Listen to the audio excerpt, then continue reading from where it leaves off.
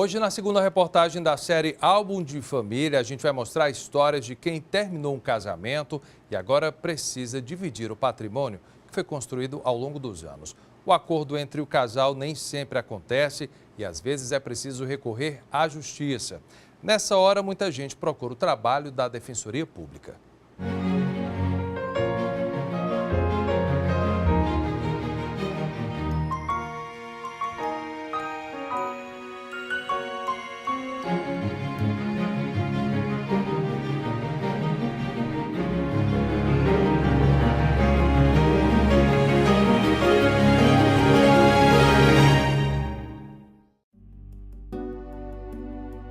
Romana foi casada há quase 2 anos. Durante esse tempo, o casal adquiriu bens, mas na hora do divórcio, não conseguiu chegar a um acordo. A família dele começou uma pressão psicológica por conta de um inventário do pai dele, que era uma quantia muito alta e que eu teria direito, né? Porque tudo foi assinado após o casamento. Mas eu sempre disse, olha, Arnaldo, esse dinheiro é teu, ele não é meu, entendeu?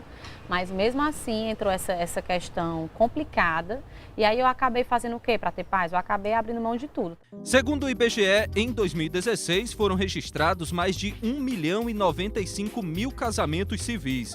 No mesmo período, 344 mil terminaram em divórcio, um aumento de quase 5% em relação a 2015. No começo é mares, flores, mas depois os homens mostram quem realmente são, né? Já estava deixando eu passar necessidade, não estava querendo pagar aluguel.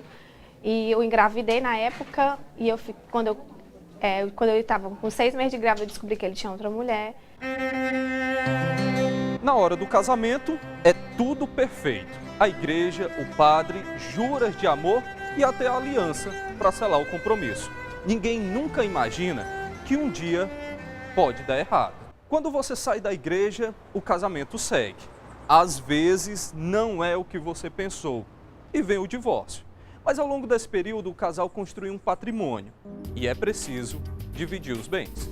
Esta defensora pública explica que o casal escolhe o regime de bens na hora da habilitação do casamento, para evitar no futuro uma batalha judicial. Quando é uma comunhão parcial de bens, por exemplo, que é o regime legal, que é o mais comum no Brasil, todos os bens adquiridos onerosamente após o casamento, a união estável, se dividem de maneira igualitária. Mas os que foram adquiridos de maneira gratuita, leia-se doação ou herança, é de cada um. Já na comunhão universal, qualquer bem antes ou depois do casamento, a título gratuito ou a título oneroso, tudo vai ser partilhado. Então, assim, eu estou dando só um exemplo, mas existem diversos regimes de bens que tratam dessa divisão de maneira diferenciada.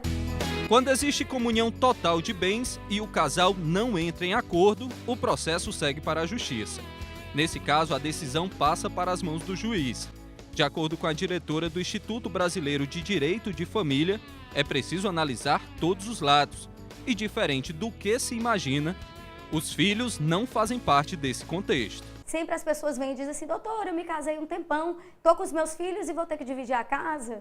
E os meus filhos não têm direito à casa? Filho só tem direito a patrimônio dos pais quando os pais morrem. Que aí a gente não está mais tratando de direito de família nem de partilha de bens. Nós já entramos no direito das sucessões.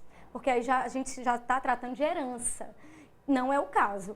Romana hoje reconstruiu sua vida, mas enfrentou dificuldades financeiras por abrir mão dos direitos. O conselho que eu dou é que, a partir do momento que você decide ter uma vida a dois, tudo tem que ser partilhado, né? E quando não dá mais certo, porque deu certo, mas depois cada um para o seu lado. Eu acho que você deve sim lutar pelo que você quer.